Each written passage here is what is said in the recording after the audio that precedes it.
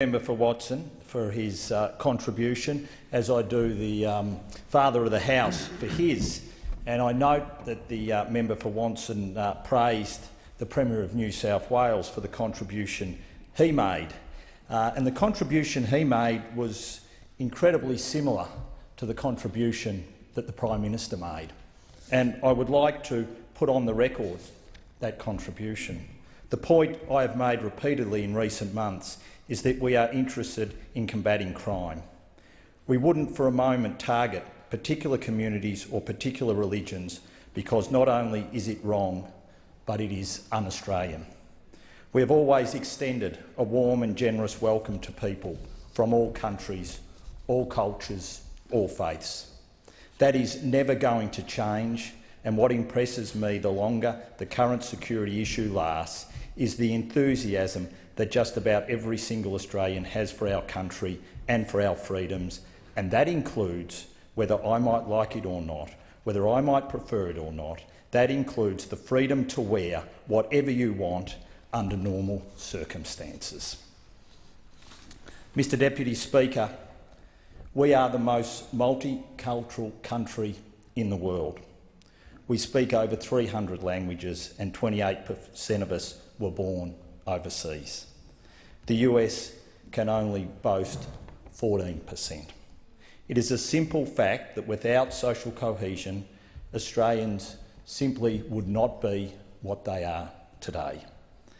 We are a landmark in human history of how cultures and ideas from all over the world can inhabit the same country in peace. If Margaret Thatcher was right in saying Europe was founded on history and that the US was founded on philosophy, then Australia has been founded on its tolerance. As Albert Einstein said, laws alone cannot secure freedom of expression. In order that every man present his views without penalty, there must be spirit of tolerance in the entire population. And I believe that every Australian aspires for that. And we on this side, and I know that it is the same for the other side of the parliament, know that if we are to defeat this evil that we are now confronting, that we have to do it with our values, with our Australian values, which we as a nation have built up over time.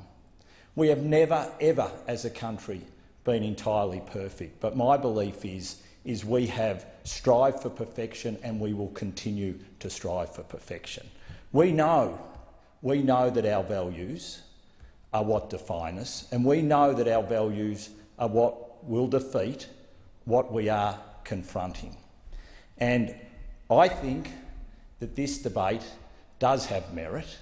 We should be here conducting this debate this afternoon, but we should be doing so recognising that I believe that every member of this parliament does want to show leadership on this issue and is showing leadership on this issue through their public statements, through what they have been saying. I don't only want to quote the Prime Minister, but I also want to quote our chief lawmaker, who has also said very clearly, I have no concerns with Muslims wearing the burqa, and I don't have a preference either because, frankly, it's none of my business. I know the example has been given of visiting Parliament House. That's really a matter for the police to determine, not for me, not for politicians. But I do think people should be allowed to wear the burqa. So we have seen the Prime Minister state very clearly what his views are on this uncategorically.